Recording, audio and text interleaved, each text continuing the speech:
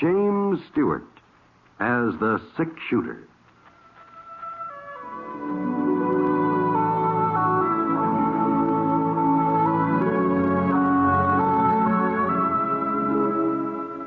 The man in the saddle is angular and long-legged.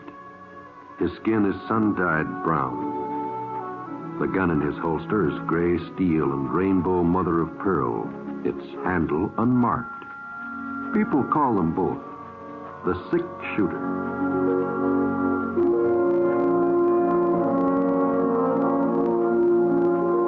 The NBC Radio Network presents James Stewart as the sick shooter, a transcribed series of radio dramas based on the life of Britt Ponset, the Texas plainsman who wandered through the Western Territories, leaving behind a trail of still remembered legends.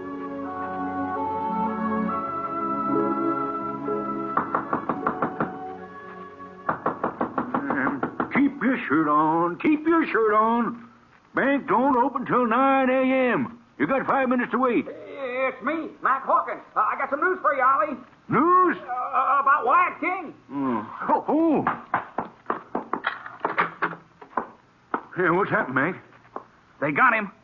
No. Yeah. Sheriff Hemphill's bringing him into town now. The posse come by my ranch about a half hour ago. I took right off so as I could spread the word. Why, I just can't believe it. That's right, they got him. Spud Hemphill capturing a Wyoming kid? Yeah. Oh, not that Spud ain't been a good sheriff, but, nobody's ever been able to lay a hand on Wyatt King before. Well, the sheriff didn't exactly capture him, Ollie. Well, I thought you said he... Well, the sheriff's bringing him in, and that's true enough, but the way I understand it, the posse just sort of stumbled onto the kid. What? Yeah, that's what they say. He was laying in a grove of sycamores over by Tenderfoot Creek.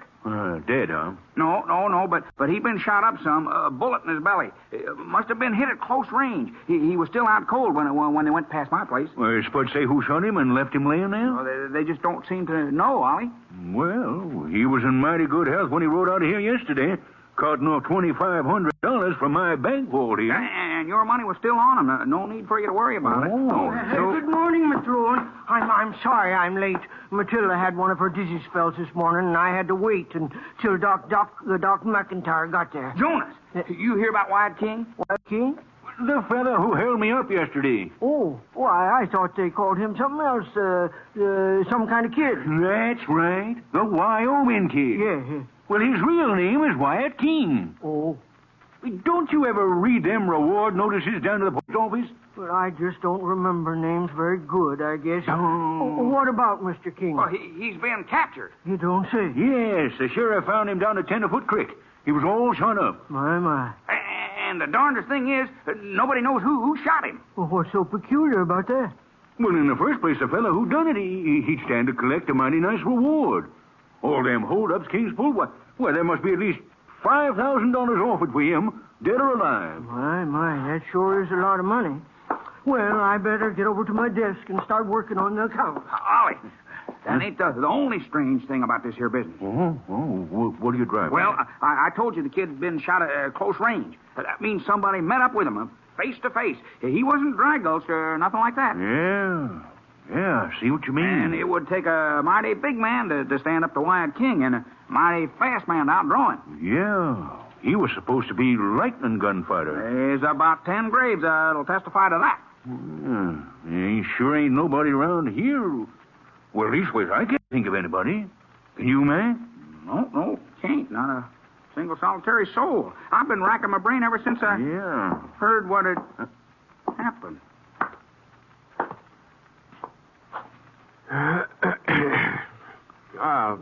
Morning, gents. Yes, sir. What can I do for you? You the banker? That's right, Mr. Name's Ponset, Britt Ponset. Well, I'm pleased to meet you, Mr. Ponset. I'm Oliver Rowan. Howdy. I got a little check here. I was wondering if you... Did you say Britt Ponset? That's right. Well, I'll be doggone. What's the matter, man? Why, he's a sick shooter, Ollie.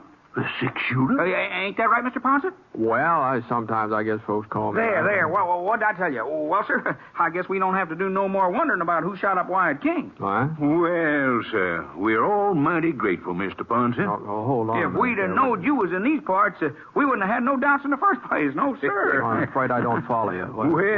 You're the fellow who shot it out with the king last night, ain't you? Well, it must have been you. Couldn't have been nobody else. Why, of course it was him, Ollie. There ain't no doubt about it. I said it would take a fast man to outdraw the kid. Well, the six-shooter's just about the fastest man west of the Mississippi from the way I hear it. Well, that's mighty flattering, but as far as outdrawing Wyatt King, well, I wouldn't know about that, seeing how we never met up. Never met up? No. Oh, you mean you didn't recognize him last night? Last night? Well, whenever it was you shot him. Now, let's get this straight, gents. I didn't shoot Wyatt King last night or any other time. I've never laid eyes on him. Well, if it wasn't you, then who did do it? I sure wouldn't know. I rode down the trail from Fort Drexel. I didn't see any sign of Wyatt King or anybody else. Tenderfoot Creek's just off that trail. Is that so? Well, if Mr. Ponset says he didn't do it, I guess he didn't. Yeah. Wait a minute. Sure. Why didn't I think of it before? Yeah, think of what? Everybody knows that the six-shooter don't like to take credit for what he does. He's the sort of man who hides his lamp under a bushel. Well, you ain't going to get away with it here in Copper Springs, Mr. Ponset. Now, you're absolutely right, man. Yeah. All right, shooting an outlaw like Wyatt King ain't nothing to be ashamed of. Well, Mr. Ponset, you ought to be proud of yourself. Well, maybe I would if I'd done it. Hey, The fact there's is, the posse now. Just wait till I tell Sheriff Hayfield about this. Here now. Wait a minute, Mac. Wait a minute. I'm coming with you. Listen to me, will you? You mind the bank? Yes, sir, Mr. Rowan. I'll... Now, Mr. Rowan, hey, why do you... well, I'll be darned.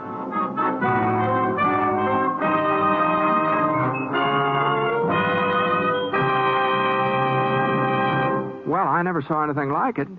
For the next half hour, folks came up to me from all directions, all saying I'd shot Wyatt King, giving me their congratulations. I told them I hadn't had anything to do with it, but they just wouldn't be convinced. And I didn't see how I could straighten them out on it. It did make me feel kind of funny, though, all this hullabaloo over a misunderstanding. And then when the mayor said something about letting the kids out of school for a day in my honor, well, I just had to find some way of putting a stop to it, so I headed over to the jail, introduced myself to Sheriff Hampton. Sir, it's a privilege to meet you, Mr. Ponset. A real privilege. Yeah, it's a privilege, yes. Oh, not that I wouldn't have caught up with King myself sooner or later, but you kind of speeded up the operation. Yes. Now, that's what I wanted to talk to you about, Sheriff. Oh, now, don't you worry about the reward. I'll see that you get it. No, yes, sir. I'm not interested in any reward. Well, yeah, everybody says you're the generous type. I heard that. Well, I'm not that generous, Sheriff.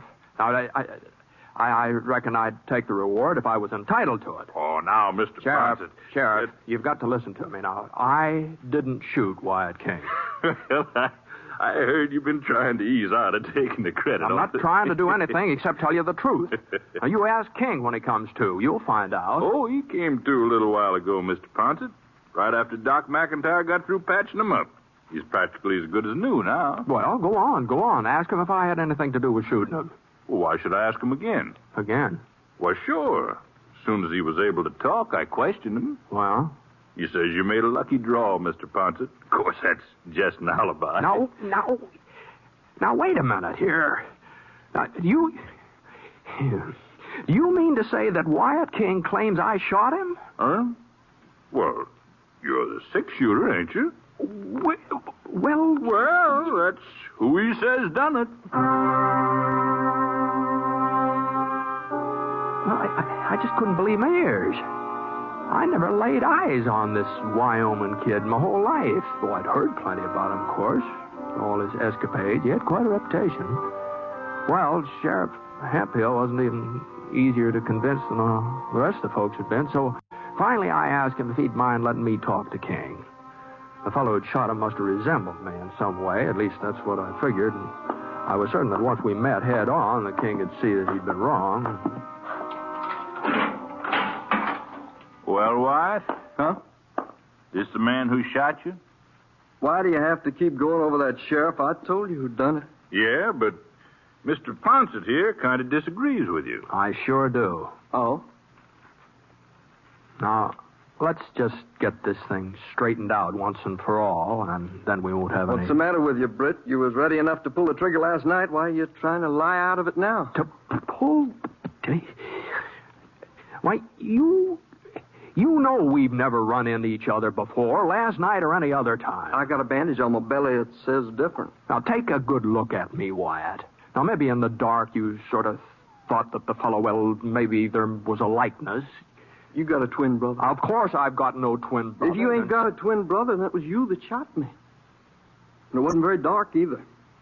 Don't you remember the way we were standing there in the moonlight and the way you went for your gun? The same gun you're wearing right now. I sure ain't likely to forget it. Well, now, look here, Sheriff. Now, you listen to me.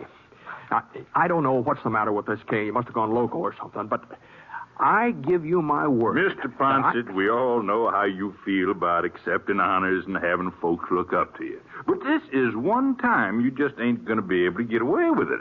As a matter of fact, I believe there's some kind of a doings planned over at the town hall later on this afternoon. After the parade, that is. The parade?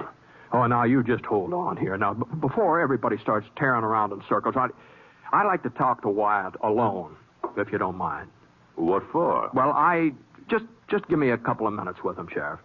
All right, but I sure don't see what you hope to gain by it. I'll have to lock you in with him, though. Can't take no chances with a man like King. Give a holler when you want out. All right, King. I want the truth. Well, I ain't the one who's loco, Ponset. You are. That's a pretty big reward for me. There's a reward for the fellow who captured you. Well, as long as I keep saying you're the fella you can collect, I'm doing you a favor. Well, maybe I don't happen to want any favor from you. Well, don't look like you got much choice in the matter, does it? Of course, just between the two of us. Now seeing you right close like that, it might have been somebody else that shot me. You know doggone well it was. Well, even if it was, even if I was mistaken about it, I sure wouldn't admit it. I don't see why not. Oh, now, Mr. Ponset, you don't think I want folks to know I was outdrawed by a little fellow with gray hair and a pot belly? Oh, how's that? A man who nobody's heard of, a grocery clerk or a sod buster? That's what he looked like to me. Why, he even had a ready-made suit on, a coat and pants cut out of the same cloth. Stiff collar. And a necktie. I never supposed a man like him would know how to use a gun. Otherwise, I'd been more careful. Well, at least we finally got down to the truth, huh? Now, all you got to do is tell the sheriff and we'll... I'm not telling anybody else, Ponset. And I got an idea your telling them won't make much difference. What? Not as long as I keep saying it was you that shot me. And, of course, that's what I'm going to say. I ain't got no choice. Well, you haven't got any reason to lie about it. Well, now, look, it's one thing to be outshot by Britt Ponset. That ain't so hard to swallow. But the idea of being outdrawed by a nobody, well, I wouldn't be able to face my friends again after I break out of jail. They'd all have a laugh on me. Yes, it sure was a lucky break when the sheriff come in and said you was in town. Yeah, asked if you was the one that shot me. You're not going to get away with this, King. Well, I'm sorry if it upset you, Ponset, but after all, I got my reputation to consider. Your reputation? Why, I never heard of such a thing. Sheriff, get me out of here.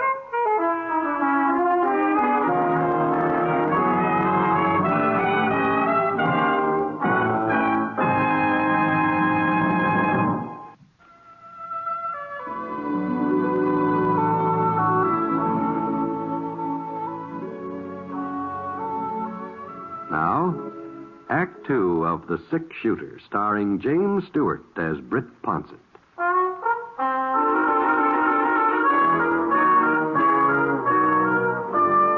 Well, I knew that there wasn't any point in hanging around the jail trying to make Sheriff Hemphill believe what Wyatt King had told me. King was right. As long as he kept insisting that I shot him, I wasn't going to be able to convince anybody of the truth unless the man who really did shoot him...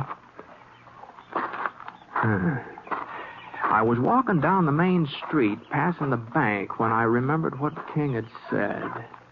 A gray-haired fellow with a pot belly, wearing a ready-made suit and a stiff collar and tie. I'd seen somebody who looked like that. I couldn't think where. Where was it? And then I just happened to glance into the bank.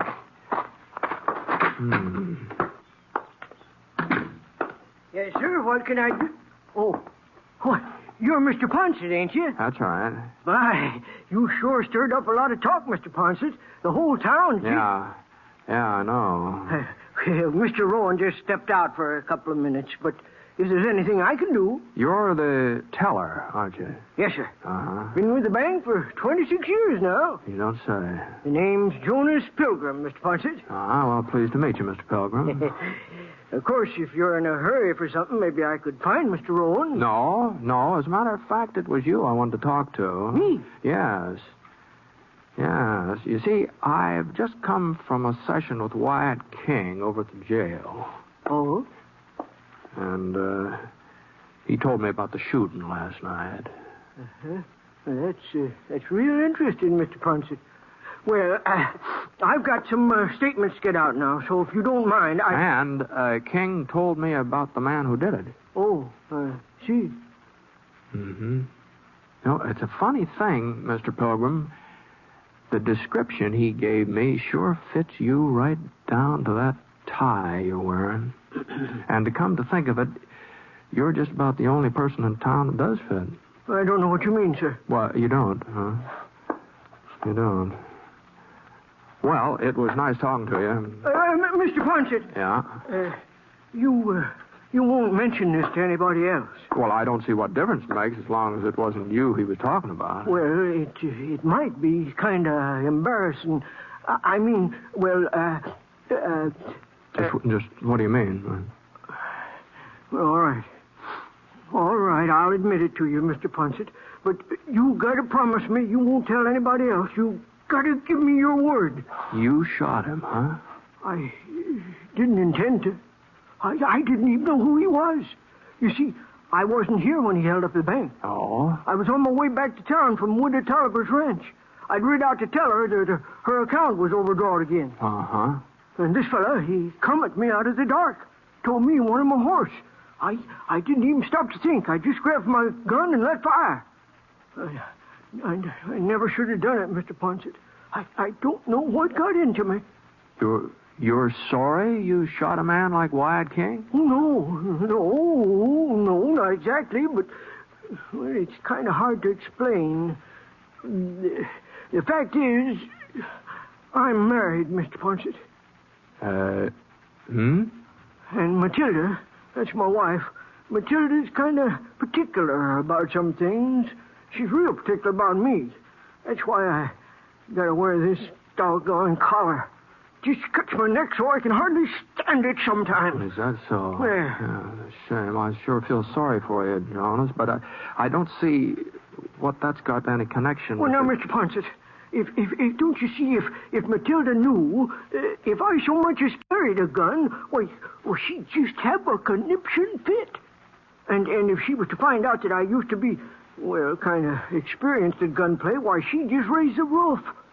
I don't think that she'd ever let me get out of her sight after that. You see, I never told her that when I was younger, I used to be sort of quick on the trigger. I'll be doggone. Well, I take it your talents haven't exactly deserted you, huh? Well, sir, that was the doggonest thing. I wouldn't even had that dang revolver with me, except that Widow Tolliver had given me some money to deposit, and she was real worried about my getting it into town. All right, you see. It was old Smith Tolliver's gun. She insisted on loaning it to me. I see. When this Wyatt King jumped up at me, well, I guess some of my old instincts must have come through. Leastways, the next thing I knew, he was laying there in the dirt, not moving. Yeah, I'll be darned.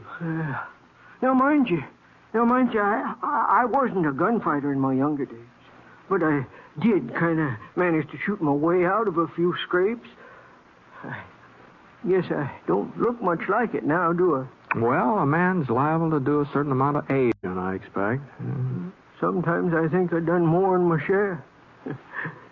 Well, anyway, I suppose you can see now why I don't want folks to know what happened last night about me and Wyatt King. Yeah, I guess you've got a point, Jonas.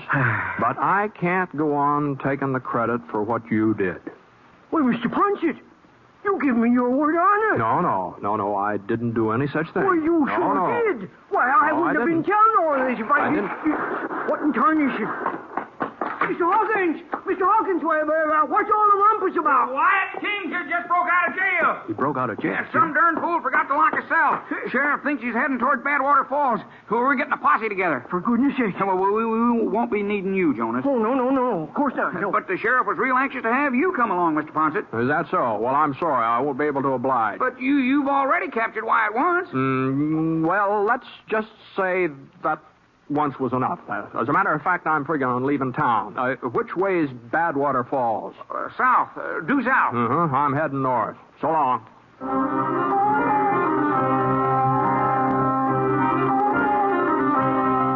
Well, inside of 5 minutes, the whole town of Copper Springs had ridden off in a southerly direction. The male population, that is.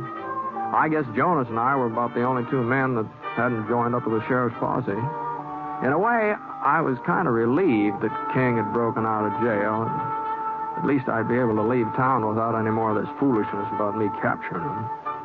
Oh, not that I ever wanted a fellow like King to go free, you understand, but I figured the posse would probably catch up to him pretty soon. He couldn't have had much of a head start. So I headed over to the livery stable to get Scar.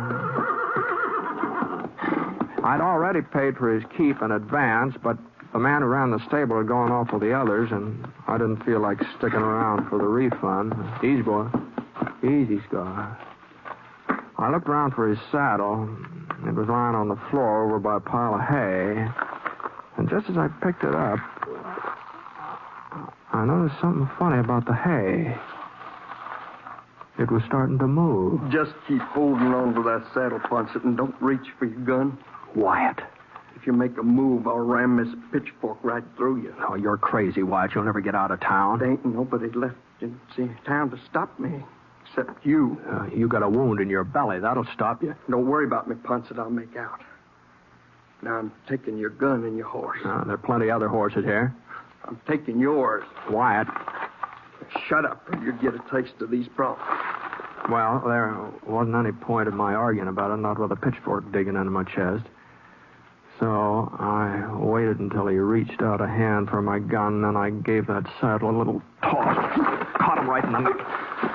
He went over backwards. I started to go for my holster, but Wyatt stuck out the handle of that pitchfork, and the next thing I knew, I was down on the floor beside him. He banged his fist into my face, and I felt his hands go for my throat.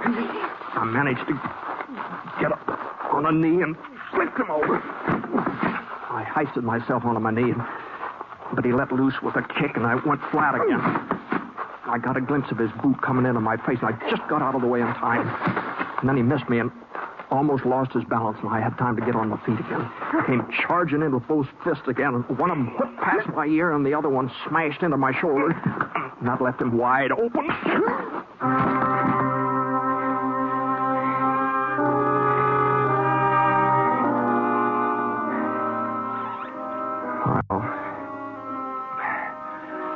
I just couldn't leave him lying there on the floor unconscious.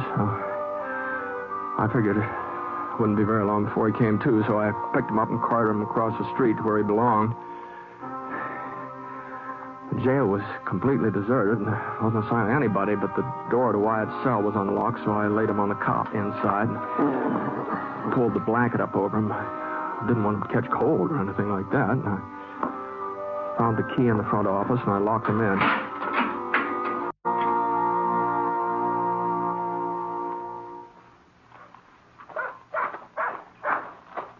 Hey, Jonas. Hold up a minute, Jonas. Mr. Ponset, what? I thought you'd left town. I'm leaving right away, Jonas, right away. That is, if you'll do me a little favor. A favor? Yeah, you're through for the day with the bank, aren't you? Oh, yes. We close at 4 o'clock sharp. I'm on my way home now. Uh-huh. Well, I was wondering if you'd mind putting off your supper a little bit.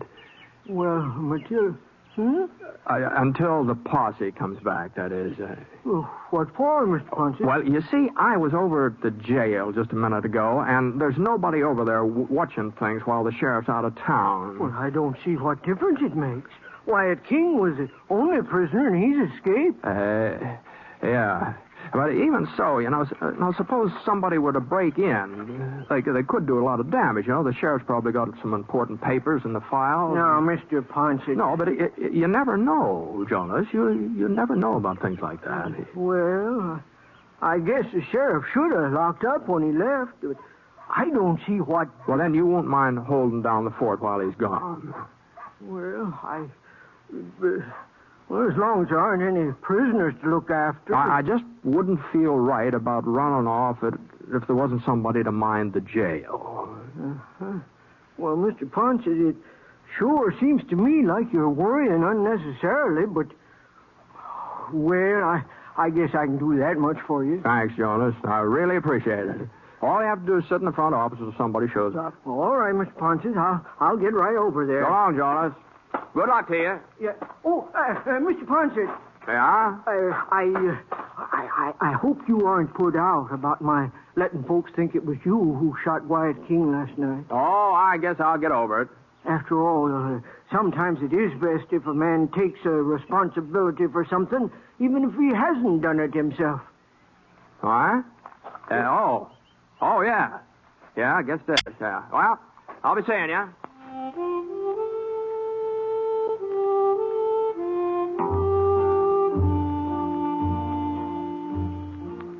I tell you what, I got out of Copper Springs fast as I could.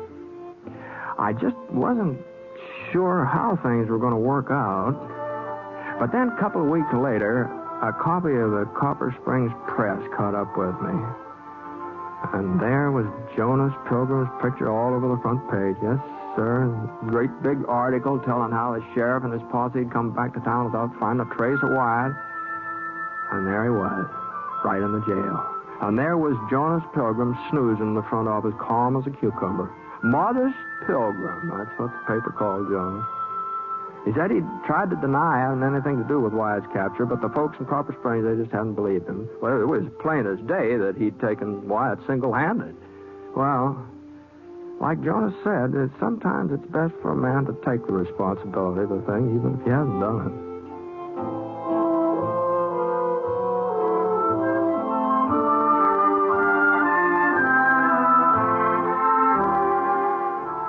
The Six-Shooter is a transcribed NBC Radio Network production in association with Review Productions. It is written by Frank Burt and is based on a character created by him. Mr. Stewart may currently be seen in the Universal International picture, The Glenn Miller Story. Others in the cast were Bill Johnstone, Herb Vigran, Junius Matthews, Barney Phillips, and Joel Cranston. Special music for this program was by Basil Adlam, and the entire production is under the direction of Jack Johnstone. All characters and incidents were fictitious, and any resemblance to actual characters or incidents is purely coincidental. Oh, by the way, you'll be interested in knowing that the Six-Shooter has been chosen for broadcast to our men overseas through the facilities of the Armed Forces Radio Services. This is John Wall speaking.